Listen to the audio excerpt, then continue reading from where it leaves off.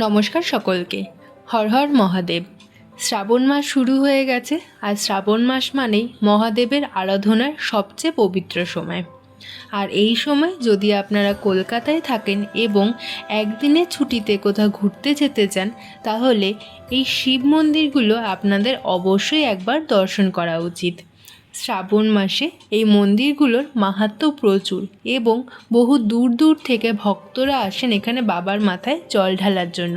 তো আজকে আপনাদের ঘুরিয়ে দেখাবো উত্তর কলকাতার বুকে অবস্থিত এমনই কিছু শিব মন্দির, যার মধ্যে থাকবে প্রসিদ্ধ ভূতনাথ মন্দির, মোটা শিব মন্দির এবং আরও একটা নতুন জায়গা। আইরিটোলা লঞ্চ ঘাট থেকে ফাইনালি পৌঁছে গেলাম। এটা হচ্ছে বাধাঘাট লঞ্চ ঘাট। আপনাদের দেখা যাবে 9 টাকা করে ভাড়া। আর এখানে নেমে বিকেলের পরিবেশটা এত সুন্দর, একদম ফুরফুর করে হাওয়া দিচ্ছে। আমার পেছনে দেখা যাচ্ছে হাওড়া ব্রিজ। আপনারা যখন আসবেন এরকম বিকেলের টাইমটাতে আসবেন, ভীষণ এনজয় করবেন। তো চলুন এবার লঞ্চ ঘাট থেকে আমরা যাব হচ্ছে ওই পাশে, হয়তো মন্দিরটা দেখতে পাচ্ছেন অলরেডি, সেই মন্দির। এবার হেঁটে যাই না টোটো করে যাব সেটা দেখাই।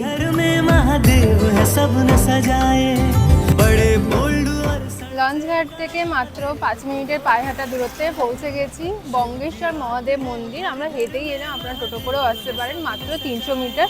এই মন্দিরটা কিন্তু বাইরেই পুরো নিয়মকার রয়েছে। সকাল 5টা থেকে 12টা অবধি খোলা থাকে, তারপরে বিকেল 4টার সময় আমরা খোলে। এখন বাচ্চা ঘড়িতে 5টা 20, তো ভেতরে যাওয়া যাক। ভেতরে হাঁটছি, ভেতরের পরিবেশটা খুবই সুন্দর, দুদিক দিয়ে পুরো বাগানের মতো করা আছে, ফুল গাছ রাখা দেখলাম। এখানে কিন্তু সকালে অনেকে মর্নিং ওয়াকও করতে আসে, সকাল 7টা অবধি লেখা আছে। তো আসল মন্দিরে যাই, অনেক লোকজনই কিন্তু আসছে এই বিকেলবেলা। চলে এসেছি একদম মূল মন্দিরের সামনে। আমার পেছনে খুব সুন্দর ফোয়ারা করা আছে। রাতের বেলাতে এখানে লাইটিং খুব সুন্দর হয়, কারণ অনেকবার এখানে ঠাকুর দেখতে এসেছি। ওই পার থেকে এই পারে বারবার এই মন্দিরটা দেখেছি, আজকে সুযোগ হলো এত বছর পর আসার। তো ফাইনালি দর্শন করি। এখানে নাকি 4টে ধাম, যে কেদারনাথ, বদ্রীনাথ সব মন্দির বানানো আছে, তো সেটাও আপনাদের দেখাবো। মন্দিরে ঢোকার মুখে একটা এখানে দোকান রয়েছে, সেখানে আপনার পূজার বিভিন্ন সামগ্রী, এছাড়া বই ইত্যাদি কিনতে পারেন। আর এই পাশে দেখলাম কিন্তু একটা গোশালা রয়েছে, যেখানে আপনারা গো সেবা করতে পারেন। ফাইনালি দর্শন পেয়ে গেলেন সেই বড় শিব ঠাকুরের, যেটা নদীর উপর দিয়ে দেখা যায়। সত্যি কিন্তু বিশাল বড় হাইট, আপনারা দেখে বুঝতেই পারছেন। তো চলুন এক এক করে এখানে যে কটা মন্দির আছে সব ঘুরে দেখাবো।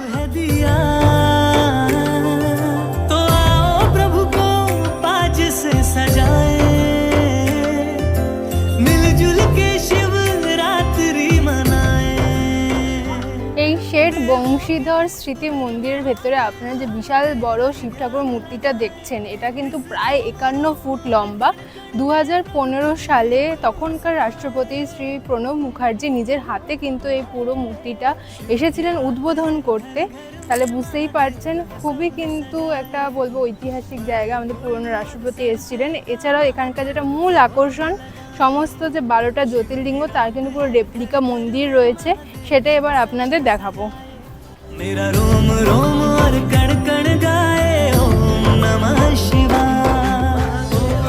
এর আগে যে বলছিলাম এই মন্দিরের সবচেয়ে মাহাত্ম্য, সমস্ত জ্যোতির্লিঙ্গ আছে। তো এই হচ্ছে জ্যোতির্লিঙ্গ এন্ট্রান্স পয়েন্ট, খুব সুন্দর করে বানানো কিন্তু। চলুন ভেতরে যাওয়া যাক। ফাইনালি চলে এসেছি এই জ্যোতির্লিঙ্গ জায়গাটা। এখানে কিন্তু পরপর সমস্ত 12টা যে জ্যোতির্লিঙ্গ, এখানে ছোট্ট ছোট্ট করে মন্দির তৈরি করা আছে, আপনারা দেখতেই পাচ্ছেন আমার পেছনে। তো চলুন এক এক করে পুরোটা আপনাদেরকে ডিটেলসে দেখাই। এই পাশে শুরু হচ্ছে পুরো কৃষ্ণেশ্বর থেকে, তারপরে কিন্তু আপনারা দেখতে পারবেন কাশী বিশ্বনাথ, ওমকারেশ্বর, তারপরে কিন্তু পরপর সমস্ত জ্যোতির্লিঙ্গ আছে। আর যেটা সবচেয়ে বেস্ট, প্রত্যেকটা জ্যোতির্লিঙ্গ মন্দিরের পাশেই কিন্তু সেই জ্যোতির্লিঙ্গ সম্পর্কে লেখা রয়েছে, এবং ভেতরে যেখানকার জ্যোতির্লিঙ্গ যেরকম দেখতে সেরকম রূপেই কিন্তু সমস্ত শিবলিঙ্গ তৈরি করা। তো আপনারা আসবেন, খুবই ভালো লাগবে। আর এখানে বিকেলবেলা আসতে কিন্তু বেশি ভালো লাগবে। তো এখানে দর্শন কমপ্লিট করি, তারপরে চলে যাব ওই পারে। ওই পারেও কিন্তু বিশেষ কিছু জায়গা আজকে আপনাদের দেখাবো।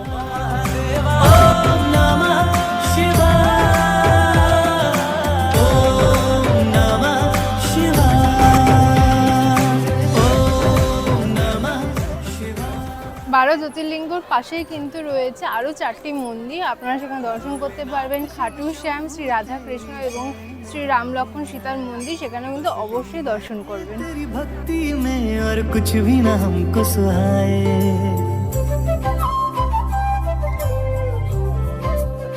ও ভোলে नाथ शिव शंभु तेरी शरण में हम हैं आए, बस लीन रहे तेरी भक्ति में और कुछ भी न हमको सुहाए।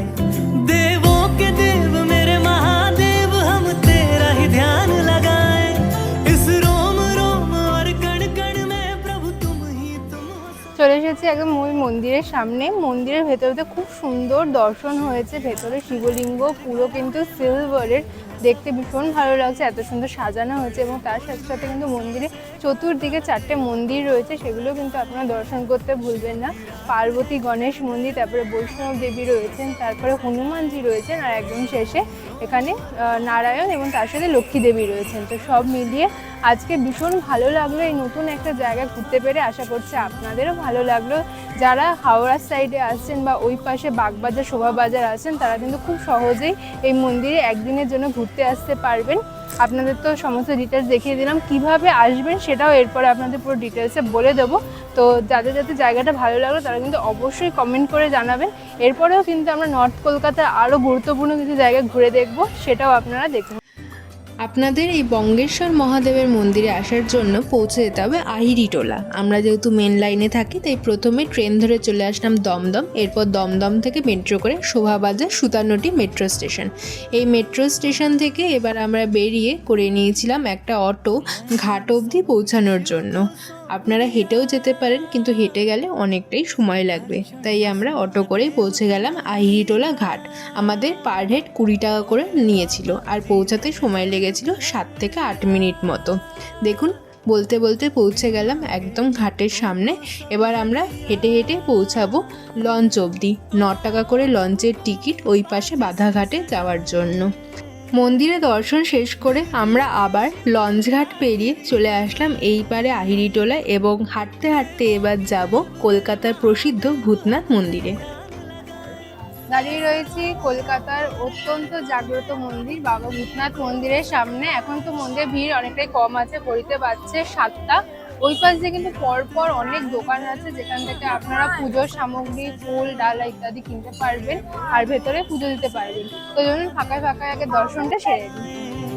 शिव की रात है, घर घर में महादेव है, सबने सजाए, मेरा रोम रोम और कण कण गा। ओम नमः शिवाय,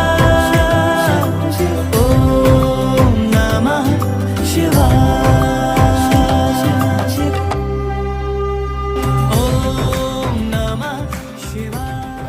ফাঁকায় ফাঁকায় খুব সুন্দর দর্শন হলো। ভেতরে যেহেতু ভিডিও করা অ্যালাউড নয়, তাই আমি ভেতরের দৃশ্য আপনাদের দেখাতে পারলাম না। সামনেই আছে শ্রাবণ মাস। শ্রাবণ মাসে কিন্তু প্রচুর ভিড় হয়, অনেক ঘন্টা লাইন দিয়ে কিন্তু ভেতরে দর্শন হয়। তো এত সুন্দর দর্শন করতে পেরে খুব ভালো লাগলো। ভেতরে মহাদেব রয়েছেন, তার সাথে কিন্তু রয়েছে গণেশ, এপাশে রয়েছে পার্বতী।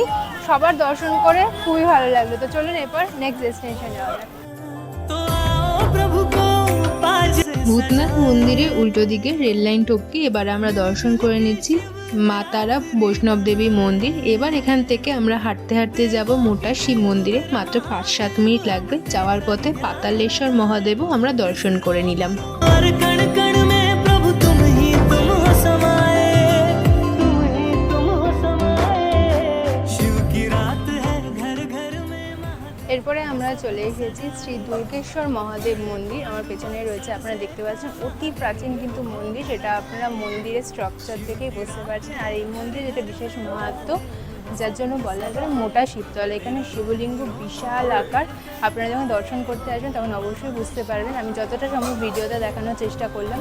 যারা উত্তর কলকাতায় আসছেন তারা কিন্তু অবশ্যই অতি প্রাচীন মন্দির দর্শন করতে একদমই ভুলবেন না। পিছনে আপনারা দেখতে পাচ্ছেন মন্দিরের যে মূল কাঠামো, তার উপর দিয়ে কিন্তু বিশাল বট গাছ রয়েছে। পুরো বট গাছে কিন্তু ঝুড়িগুলো নিচে অব্দি নেমে এসছে। এর থেকেই বোঝা যাচ্ছে মন্দিরটা কত প্রাচীন।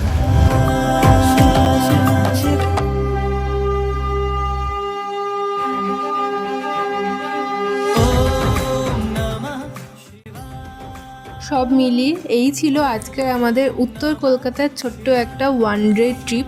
আশা করছি আপনাদের ভালো লাগলো। আপনারা যারা চাইছেন শ্রাবণ মাসে দর্শন করতে তারা তো অবশ্যই যেতে পারেন। তাছাড়া যে কোনো দিন শীতকালে কিন্তু খুব সুন্দরভাবে এই 3টি জায়গা আপনারা ঘুরে দেখতে পারেন। আপনাদের এই ভিডিওটি কেমন লাগলো সেটা কিন্তু কমেন্টে জানাতে ভুলবেন না। আরও এই ধরনের নতুন নতুন জায়গা দেখতে চাইলে অবশ্যই আমাদের চ্যানেলটা সাবস্ক্রাইব করে রাখুন, পাশে থাকা বেল আইকনে ক্লিক করে দেবেন। আর এই ভিডিওটা নিজেদের বন্ধুবান্ধব আত্মীয়দের মধ্যে শেয়ার করতে ভুলবেন না। দেখা হবে পরবর্তী ভিডিওতে। ভালো থাকবেন। ধন্যবাদ। হর হর মহাদেব।